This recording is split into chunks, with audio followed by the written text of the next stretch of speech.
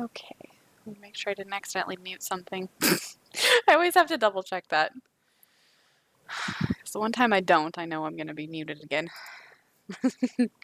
Okay. So, yeah, like I said, this morning it's going to be a little bit lighter. Most of it is pretty straightforward to the point, which is nice today. It's kind of a nice little brain break, a little more easygoing today. Yesterday was just kind of a roller coaster. And bear with me, I'm feeling extra lazy today, so not that I ever like dress up nice or anything, but I feel like I'm a little extra grungy today. It's nice to have those lazy days though, isn't it? Okay. Oh my gosh. Ah, the pages are sticking together. Okay. Right. I just kind of got up and I was like, I don't feel like getting all done up. Okay, so we are going to jump into Genesis 20. Like I said, it's actually a much later reading. There's 4 chapters, but they're not very long, which is kind of nice. I don't know if you had a chance to read ahead at all, but it was a very easy read this morning when I was going through it. Some very basic notes, and a few really, really cool, really good, powerful takeaways, but nothing crazy. It's all very straightforward to the point. It's more like a chunk of Abraham and Sarah's life that is just very like, this is what's happening, you know. So we're gonna hop right in. And as usual, chime in whenever you want. Okay, I'm just making sure I have my notes in front of me. I'm really enjoying using both of these different study Bibles. I feel like I'm getting so much more now that I have both of them. I can kind of connect the pieces a lot better. So that's one thing that's really neat about all the different translations and all the different kinds of Bibles and and everything. Is you have some more kind of outlooks, more people's brain power explaining things. So, you may get something out of it differently than I get out of it, and then the people that wrote the notes, are going to have maybe some different ways of thinking than you or I either one had. It's kind of nice to just kind of have more brain power in there, explaining things. So, I hope you like the references to some of the notes. And pretty basic notes today. Nothing super crazy. So there's only a couple points that I'll probably stop and go through a couple things. Okay. Yes, I know, right? Like I'm really loving this. Even if it ends up just being you and I through the whole thing, like that's okay. I have just every hope that God is going to bring more people in. And I know Lanadar he's got an emergency today. He was going to join us, but he's got an emergency and he actually joined the plan. So I'm pretty sure that's him that joined the plan. So we'll have a dude in here. So that'll be fun to have a totally different perspective, especially while I'm going through a women's study Bible. I know that that's been very relevant for you and I. Maybe I'll start tying in my boyfriend's men's Bible. Maybe I'll start going through that one too. That's not a bad idea. It's actually not a bad idea. And we can kind of have a third person in, and hopefully he'll be able to do it fairly consistently with us. If not totally consistently, that would be super awesome. But either way, God is in control, and that's that. So, oh my gosh, I almost did it again and started without jumping into prayer. Well, let's pray before we begin.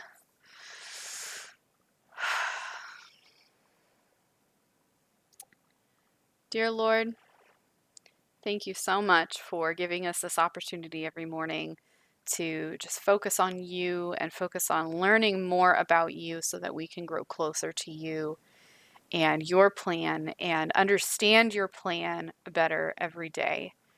God, I know that we have a long way to go. We have much to learn and much to understand. We will never understand and know everything. That is for you. But we can take away pieces that you want us to take away. And God, may you guide us to take those pieces that you are just plopping right in front of us for us to find. And God, I know each one of us has an individual, a different need, different sets of needs. And God, may you just please just fill those for us and help us to help each other with those needs and help us to grow together. I know that you call us to be a community in your name and God, and just thank you for helping us to start building this community. And just God, please guide us and help us to continue growing and continue just bringing people in and loving them and teaching them, and growing and learning with them together. And just bless us, keep us safe, healthy, and whole. Please help my friend here feel better, help her to heal and recover and feel nice and rested, and just help her to remember that you are in control. And God, just please bless her, keep her safe, healthy, and whole, and guide us and help her to hear from you. And whomever else ends up joining us today, help them to hear from you. And just guide me as I lead this discussion today. And just thank you so much, God, for everything that you bless us with every single day. In your name, amen. All right. Whew. So, Genesis I feel like, wait, let me double check.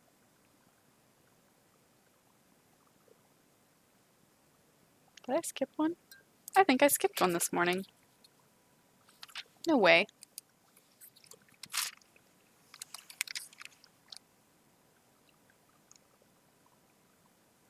I totally did.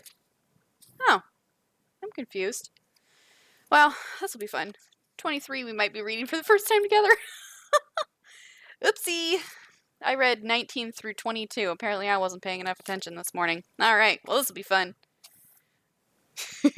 Okay, so Genesis 20. We're going to hop right in there. And, I'm kind of feeling we're going to go back to... You know what? I want you to pick. What translation would you like us to look at today? Let's give me a break from picking and let you pick one.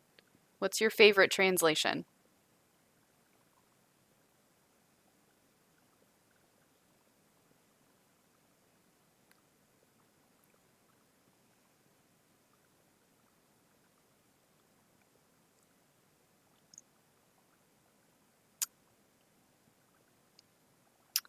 ESV or NABS? I don't think I've done that one before.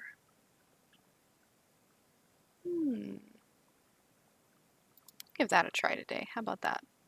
I don't think that I've really done much with this translation, so we'll give that a try. I love ESV. ESV is my favorite for sure. Okay. Abraham's treachery. Now Abraham journeyed from there toward the land of the Negev and settled between Kadesh and Shur. Then he sojourned a Gerar. Abraham said of Sarah his wife, "She is my sister." So Abimelech, king of Gerar, I know that I'm pronouncing probably 90% of the names in the Bible wrong, so just bear with me if I'm wrong. I have no idea. So Abimelech, king of Gerar, sent and took Sarah. Sounds a little familiar, doesn't it? But God came to Abimelech in a dream of the night and said to him, "Behold, you are a dead man because of the woman whom you have taken, for she is married."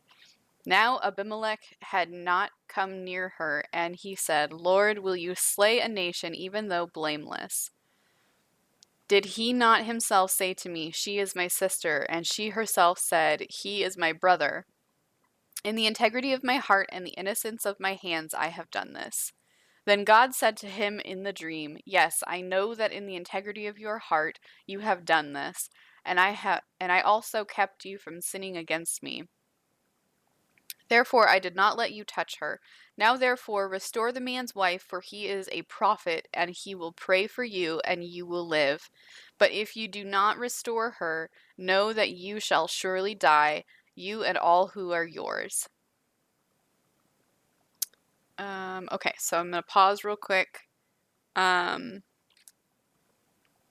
Story sounds a little familiar, right? So this is the second time that Abraham and Sarah have lied to a king, saying that Sarah is his sister to protect their lives, right? To protect his life. Um, and for one, I think this is a really good example of just typical human behavior.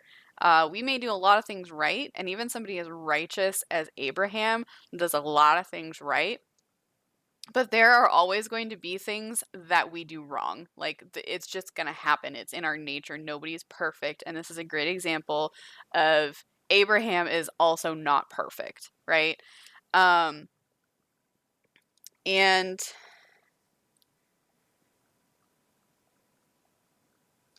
where the heck? Oh my gosh, my notes are so scattered.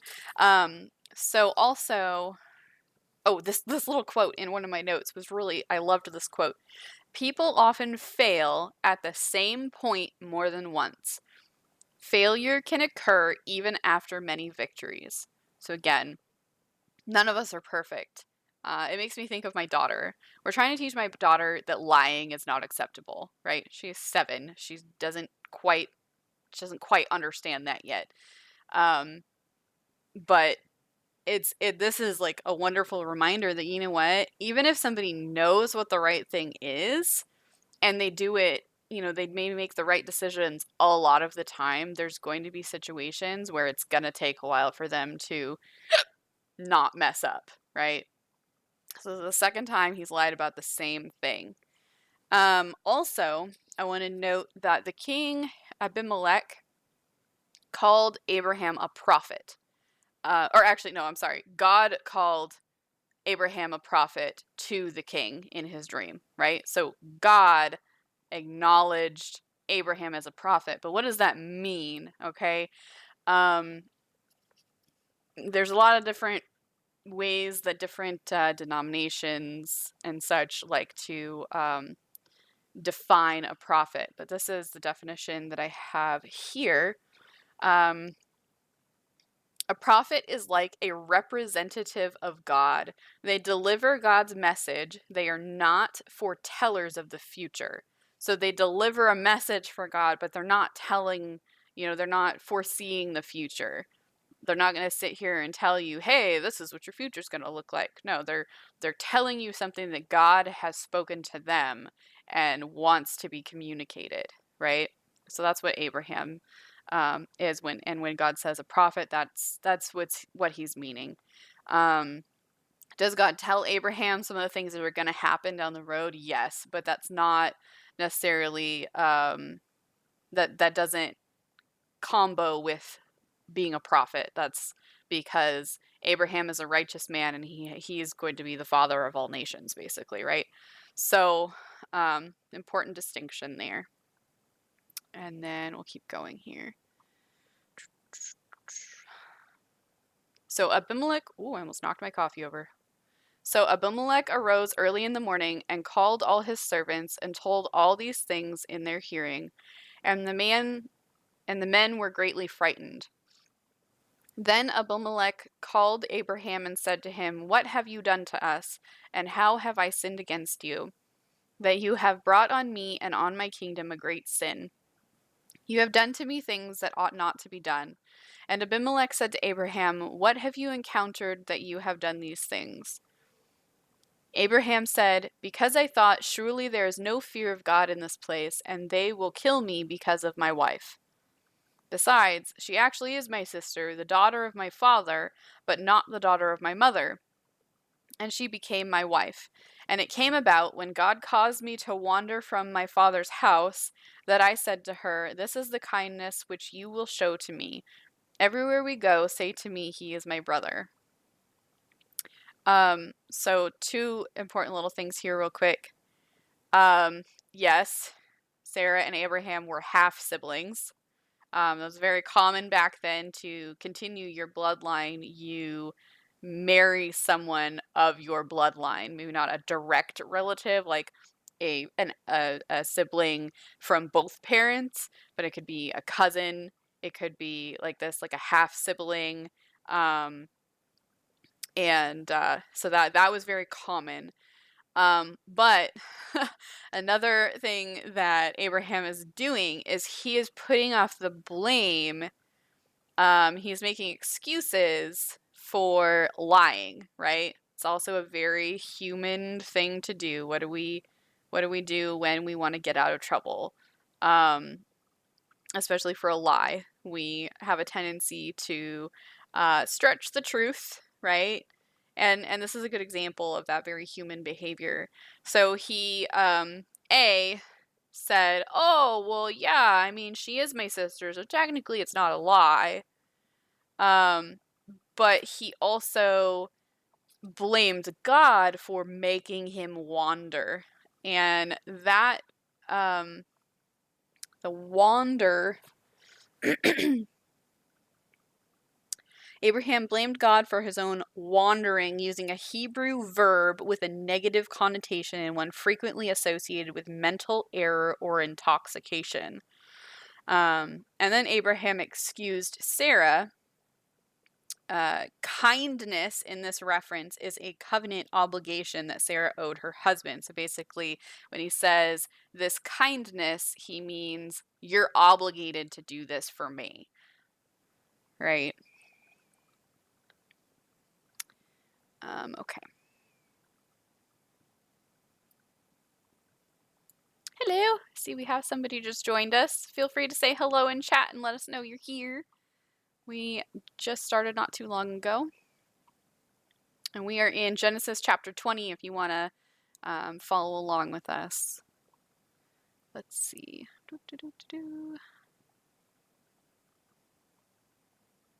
We are. Okay.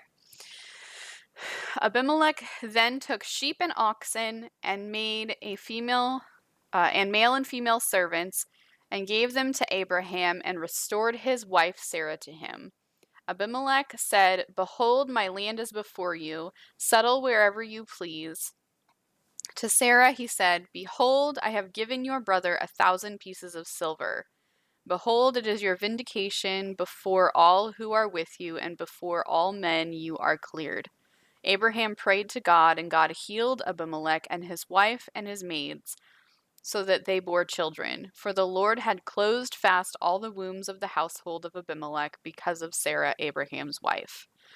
So while the king had Sarah, he basically made all of his wives and concubines barren, and he cleansed them of their barrenness, made them fertile again when he restored Sarah to her rightful place with Abraham.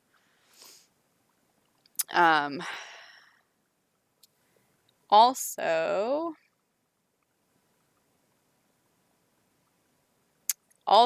the closing of their wombs was basically it was a God trying to prevent Sarah from bearing any children other than from Abraham. So she could only have children with Abraham.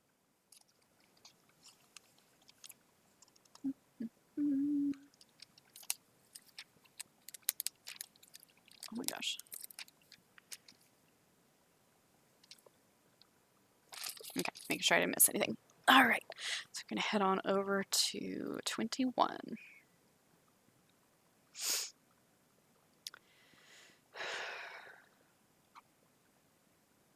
Then the Lord took note of Sarah as he had said, and the Lord did for Sarah as he had promised. So Sarah conceived and bore a son to Abraham in his old age, at the appointed time of which God had spoken to him. Abraham called the name of his son who was born to him, whom Sarah bore to him, Isaac. Then Abraham circumcised his son Isaac when he was 8 days old, as God had commanded him. Now Abraham was 100 years old when his son Isaac was born to him. Sarah said, God has made laughter for me. Everyone who hears him, or who hears, will laugh with him. Oh my gosh, I can read, I promise. Sarah said, God has made laughter for me. Everyone who hears will laugh with me. And she said, who would have said to Abraham that Sarah would nurse children? Yet I have borne him a son in his old age. The child grew and was weaned, and Abraham made a great feast on the day that Isaac was weaned. Little note, so weaning a child back then happened when they were about like 2 to 3-ish years old. A lot of children back then did not make it to the age of weaning. So when a child was weaned, that was actually a huge deal, and indicated that the child would survive into adulthood. So basically between these two verses, a couple of years had passed, and the child and Isaac was healthy. Now Sarah saw the son of Hagar the Egyptian, whom she had borne to Abraham, mocking. Therefore she said to Abraham, drive out this maid and her son, for the son of this maid shall not be an heir with my son Isaac. The matter distressed Abraham greatly because of his son. But God said to Abraham, do not be distressed because of the lad and your maid. Whatever Sarah tells you, listen to her, for through Isaac your descendants shall be named. And of the son of the maid I will make a nation also, because he is your descendant. So Abraham rose early in the morning and took bread and a skin of water and gave them to Hagar, putting them on her shoulder, and gave her the boy and sent her away. She departed and wandered about in the wilderness of Beersheba. When the water in the skin was used up, she left the boy under one of the bushes. Then she went and sat down opposite him, about a bowshot away, for she said, do not let me see the boy die. And she sat opposite him and lifted up her voice and wept. God heard the lad crying, and the angel of God called to Hagar from heaven and said to her, what is the matter with you, Hagar? Do not fear, for God has heard the voice of the lad where he is. Arise, lift up the lad, and hold him by the hand, for I will make a great nation of him. Then God opened her eyes, and she saw a well of water, and she went and filled the skin with water and gave the lad a drink. God was with the lad, and he grew, and he lived in the wilderness and became an archer. He lived in the wilderness of Paran, and his mother took a wife for him from the land of Egypt. So, just a little tidbit here. So basically, Hagar and oh my gosh, I'm spacing his name. What is the little boy's name? Ishmael. There we go. Gosh. So Hagar and Ishmael were sent out, and God told Abraham, just trust me, I'll take care of them. And when he saw that they were in trouble, he came to the rescue. God came to the rescue, took care of them. And now Ishmael is, he's grown, right? So God has protected him, and he has grown up to be a man.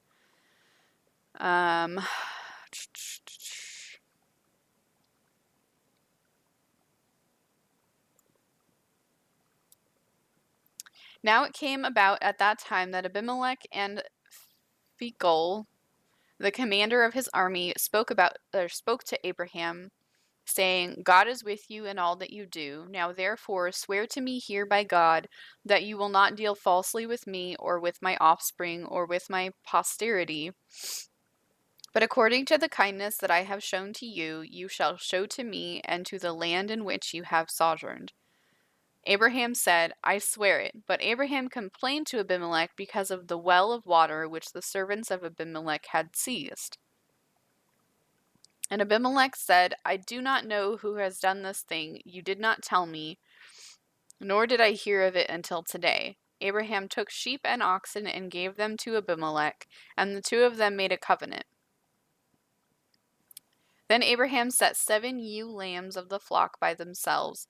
Abimelech said to Abraham, "What do these 7 ewe lambs mean, which you have set by themselves?" He said, "You shall take these 7 ewe lambs from my hands, so that it may be a witness to me that I dug this well." Therefore he called that place Beersheba, because there the two of them took an oath. So they made a covenant at Beersheba, and Abimelech and Phicol, the commander of his army, arose and returned to the land of the Philistines. Abraham planted a tamarisk tree at Beersheba, and there he called on the name of the Lord, the everlasting God. And Abraham sojourned in the land of the Philistines for many days.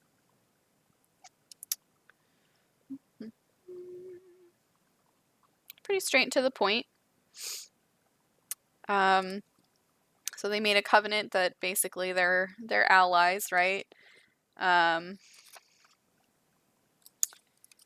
yeah, it's pretty straight to the point on this one. Make sure I don't have any special notes here.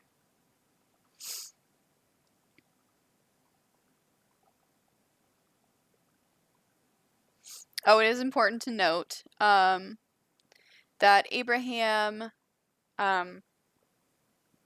he only let the woman and the son go once he was assured from God that that they would be protected. So that's definitely important to know. He didn't just like throw them out and, well, you figure it out, right? He God assured him that they would be taken care of. Also, this was a really interesting note in reference to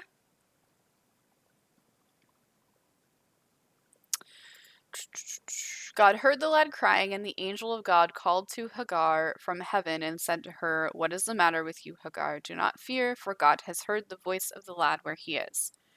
So an angel of God came to Hagar. I thought this note was really interesting. It says, "Who was the angel of God?" Angels are created beings sent by God as messengers to communicate with humans. But most scholars believe the angel of God was not a created being, but a theophany,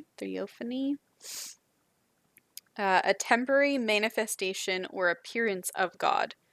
In the Old Testament, theophanies are called such names as the angel of God, the angel of the Lord, and the commander of the army of the Lord. These theophanies may have been appearances of the second person of the Trinity before his incarnation as Jesus Christ. So I thought that was really cool. So it's kind of referencing like the Holy Trinity, and it's suggesting that that this angel of God that appears to people like this is basically like pre-Jesus, like because Jesus hadn't come yet. So that's kind of what it's suggesting. So that's interesting. But I like that description. You've heard that before? Yeah, I had never heard that before. That's a really interesting way to look at it, though. And I like that it explains it as a temporary manifestation or appearance of God. I think that's a good description of it as well. So that's pretty neat. Okay, and I see we have somebody joined us. Feel free to say hello in chat. We are about to hop into Genesis 22. I think we have 22 and 23, so we're about halfway through. Gosh, maybe we will take the full hour today. Okay. I think this is a story that a lot of people know, but there are a couple of significances here that we will discuss. Okay. Now it came about after these things that God tested Abraham and said to him, "Abraham." And he said, "Here I am." He said, "Take now your son, your only son, Yes, exactly. Your only son, whom you love, Isaac, and go to the land of Moriah, and offer him there as a burnt offering on one of the mountains of which I will tell you. Sorry, my mouth is like super dry. I hope I don't sound all weird. So Abraham rose early in the morning and saddled his donkey and took two of his young men with him and Isaac his son. And he split wood for the burnt offering and arose and went to the place of which God had told him. On the third day, Abraham raised his eyes and saw the place from a distance. Abraham said to his young men, "Stay here with the donkey, and I and the lad will go over there, and we will worship and return to you." Oh gosh, so sorry. Hiccups. It doesn't help I smack my mic. Um, Abraham took the wood of the burnt offering and laid it on Isaac his son, and he took in his hand the fire and the knife. So the two of them walked on together. Isaac spoke to Abraham his father and said, "My father." And he said, "Here I am, my son." And he said, "Behold, the fire and the wood, but where is the lamb for the burnt offering?" Abraham said, "God will provide for himself the lamb for the burnt offering, my son." So the two of them walked on together. Then they came to the place of which God had told him, and Abraham built the altar there and arranged the wood, and bound his son Isaac and laid him on the altar on top of the wood. Abraham stretched out his hand and took the knife to slay his son, but the angel of the Lord called to him from heaven and said, "Abraham, Abraham." And he said, "Here I am." He said, "Do not stretch out your hand against the lad and do nothing to him, for now I know that you fear God, since you have not withheld your son, your only son, from me." Then Abraham raised his eyes and looked, and behold, behind him a ram caught in the thicket by his thorns. And Abraham went and took the ram and offered him up for a burnt offering in the place of his son. Abraham called the name of that place, "The Lord will provide." As it is said to this day, "In the mount of the Lord it will be provided." Then the angel of the Lord called to Abraham a second time from heaven and said, "By myself I have sworn, declares the Lord, because you have done this thing and have not withheld your son, your only son. Indeed, I will greatly bless you, and I will greatly multiply your seed as the stars of the heavens and as the sand which is on the seashore. And your seed shall possess the gate of their enemies. In your seed all the nations of the earth shall be blessed, because you have obeyed my voice." So Abraham returned to his young men, and they arose and went together to Beersheba, and Abraham lived at Beersheba. Now it came about after these things that it was told Abraham, saying, "Behold, Milcah also has borne children to your brother Nahor, Uz his firstborn, and Buz his brother, and Kemuel the father of Aram, and Chest and Hazo, and Pildash, and Jidlaph, and Bethuel. Bethuel became the father of Rebekah. These 8 Milcah bore to Nahor, Abraham's brother. His concubine, whose name was Reumah, also bore Teba and Gaham and Tahash and Makkah. So this little chunk here, tongue twister as it is important because this tells us where Rebecca came from, which we will read about more coming up. So again, there's always importance to when we see these tedious little, oh my gosh, genealogy moments in the Bible. It's to illustrate and inform us of where everybody came from. And it also shows one of the things that keeps coming up is that sometimes it takes generations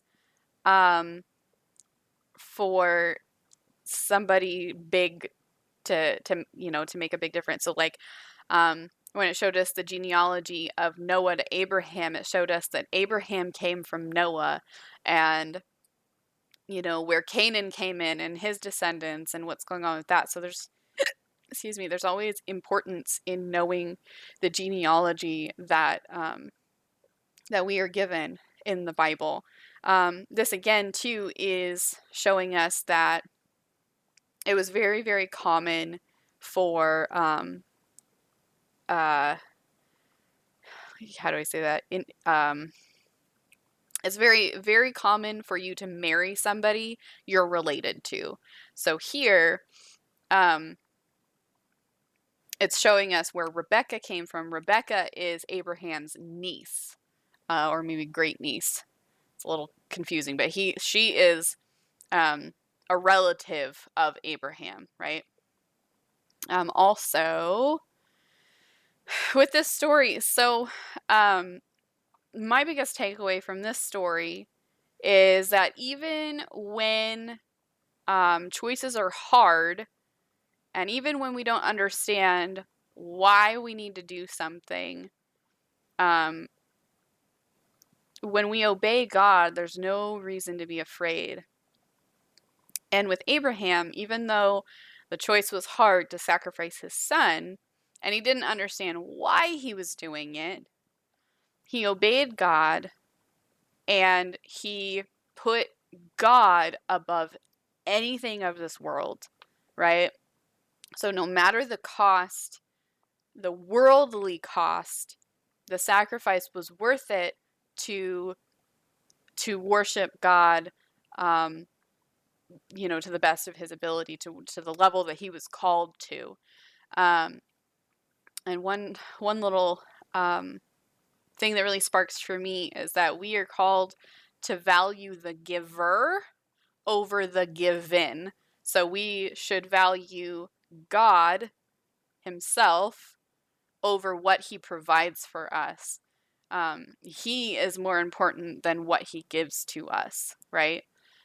So I think that's really like the biggest thing for me to take away from this story is that no matter what the sacrifice, no matter what the cost that I'm going to have to pay here on this earth, if it's something that God's calling me to do, I dang well better do it because it's going to be worth the sacrifice to do that. And I can 100% attest to that. I mean, there's been definitely multiple points in my life where I absolutely did not understand why God would tell me to do something that was going to cost me big time. But I did it, and wow, the things he did with my life because I obeyed God and made a huge sacrifice in my life by putting God first. So, and gosh, I tell you, I'm in a situation where I still have to do that every single day. Put what God is calling me to do first and not worry about the earthly sacrifices, the earthly costs to my life. Because I know that whatever the cost I pay here on earth, God is going to take care of me and obeying him is worth it. You have anything to add on that? I know we still have somebody else with us if you want to chime in and say hello.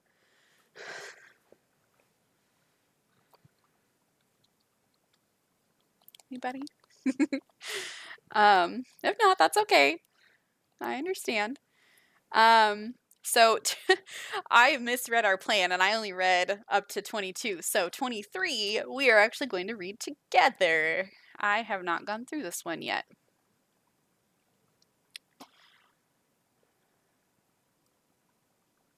God has a reason for everything, right?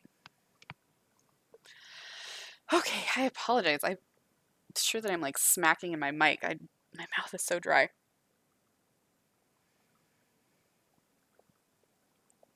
Okay. You ready?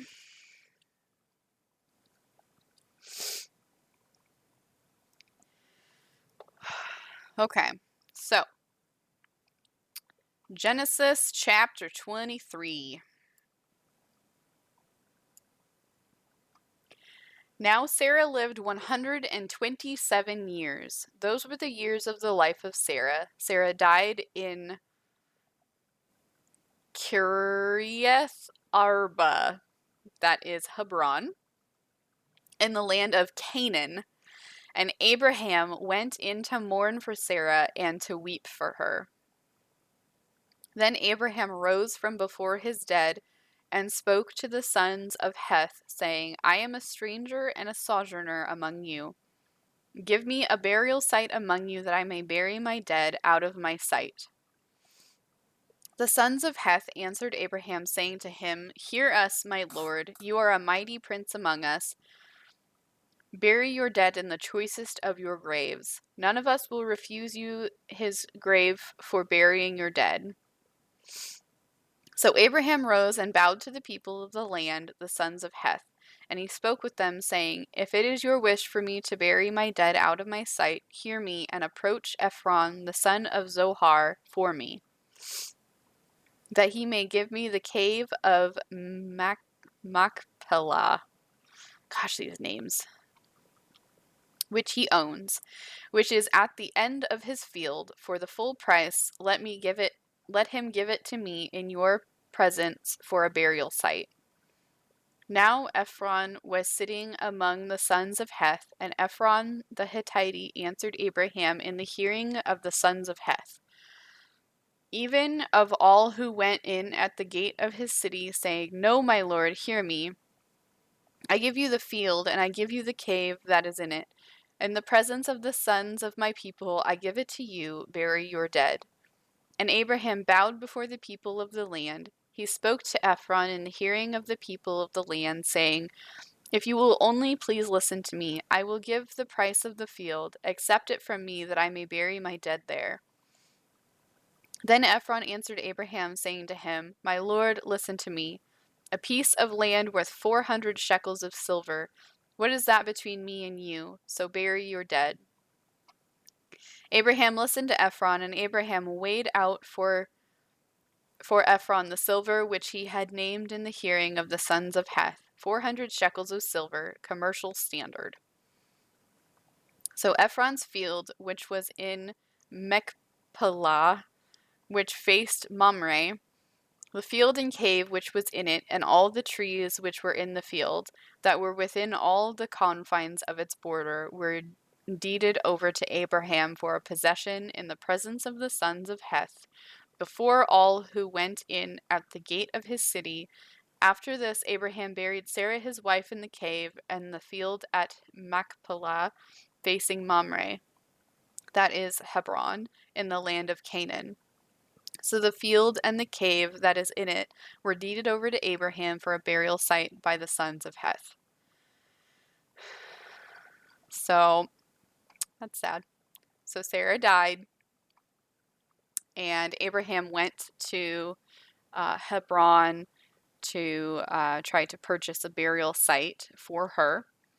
And kind of seems like Ephron was trying to just give him all this land. Like, he just wanted the cave. He just wanted this cave, and he said, no, take the whole field and the cave, right? And Abraham insisted on paying him. Oh,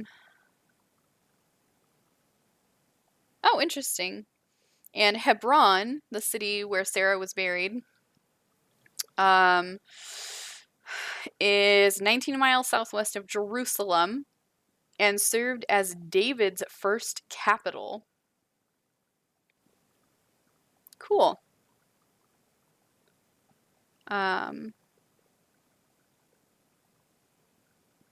Let's see. Abraham's negotiations. Stranger was a legal term for a resident alien with some rights but no land. Abraham's acquisition of land for Sarah is his first legal ownership within the promised territory. Oh, interesting. Okay.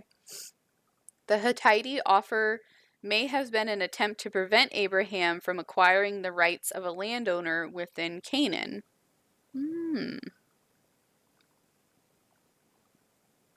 Interesting. Oh, because he was offering to just give it to him. He was basically offering to just give it to him instead of having him pay for it. But with Abraham paying for it, that means that they had to sign it over to him too. The cave of Machpelah A name which may indicate a double cave was located in the district near Mamre. The burial place is traditionally thought to be located under a Muslim mosque in Hebron. Very interesting. Cool. So, like I said, pretty straight to the point today. Not anything super crazy. Oh, excuse me. So sorry. Let's see if I've missed any notes here that are of interest to us. Do you have any thoughts on any of this?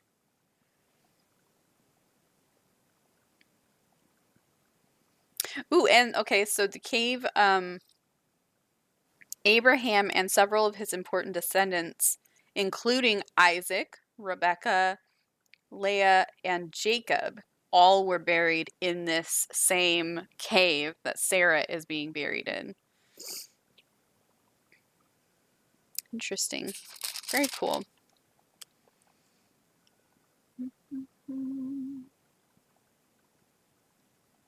Cool. Very cool. Yep, very straight to the point. But still a very good reading. A nice break from the heavy topics of yesterday and the last couple days, actually. They've been, whoa, very intense.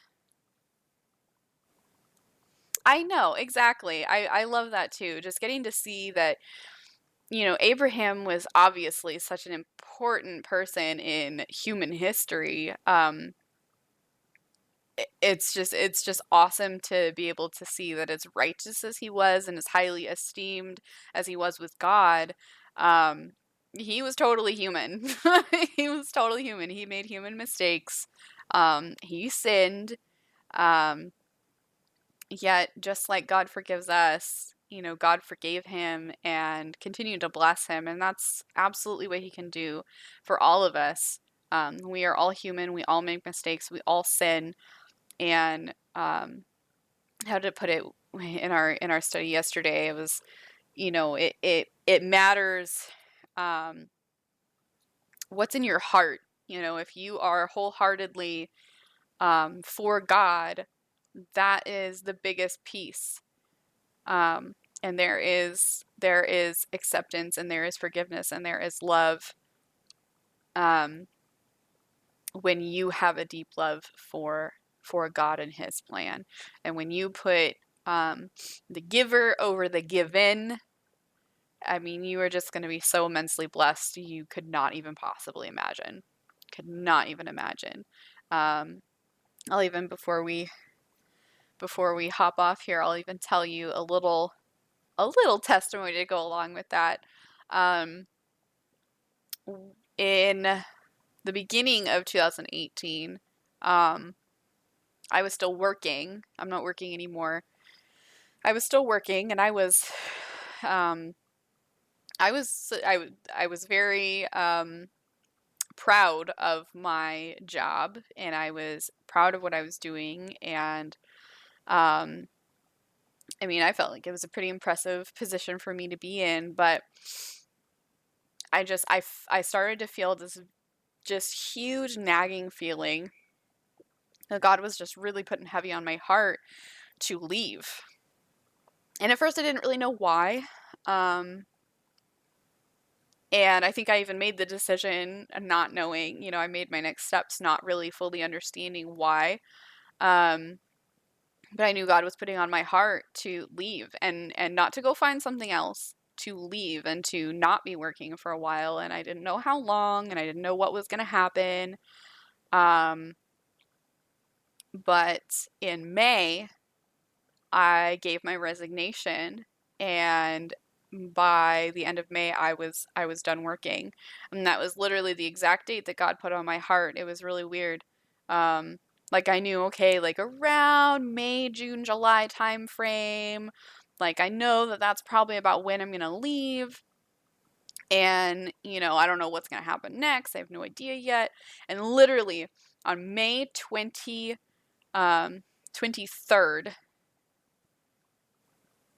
I put it, or excuse me, sorry, on April 23rd, I I knew, like wholeheartedly, I knew God was telling me, you're going to put in a 30-day resignation tomorrow. Like, this is when you're going to do it. And it was so sudden, it was so powerful, and it was so freaking intense. I was like, oh my gosh, like, I can't handle this. It was like one of those, like, you are going to do this. Like, you're not going to procrastinate it. You're not going to just do whatever you want. You're going to do this. So I did. I gave in my resignation. I put in a 30-day notice, which is like unheard of. But that's what I knew God told me to do. I went through the entire 30 days, and May 25th was my last day, and um, it is absolutely incredible, the everything that has changed in me, in my family, my home.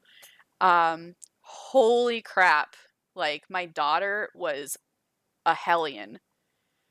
Oh my gosh! Like, she was having a real hard time. Like, we were even thinking about, like, man, we need to get her in to see a psychiatrist or something.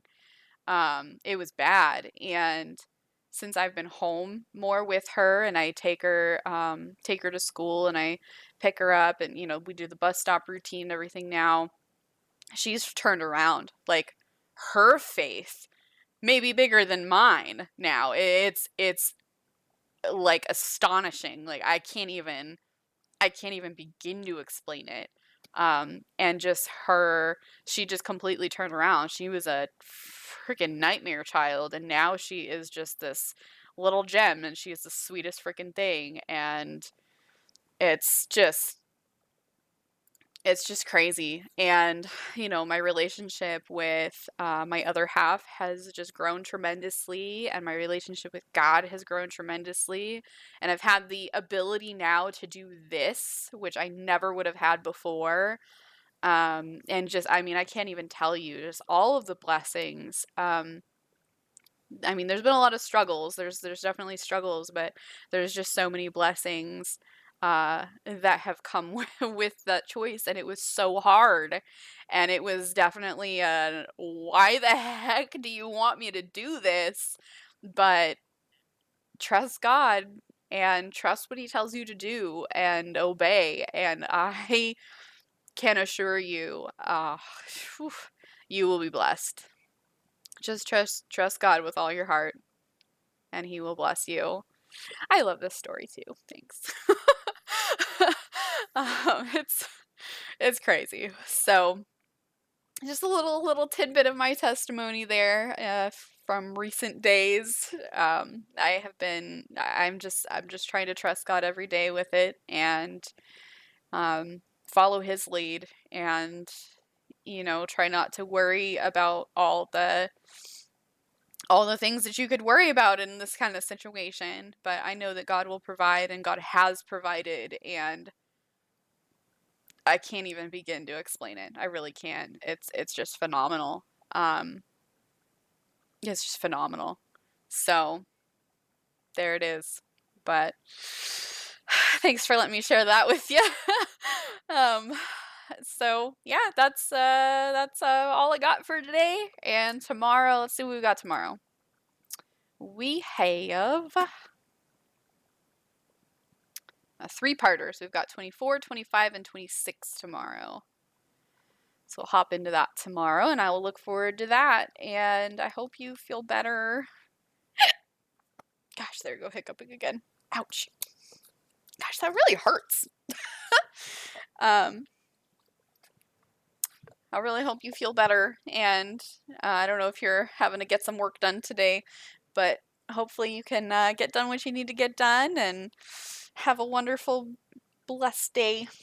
And I will look forward to talking to you and seeing you tomorrow. And whomever else is with us, thank you for tagging along with us here at the end. And I hope that you got something from it. And hopefully you'll be able to join us tomorrow. We usually start about 9:30 Pacific time. And lately we've been going about an hour. So definitely join us anytime, Monday through Friday, 9:30 a.m. Pacific time. And I will see you guys later. Bye!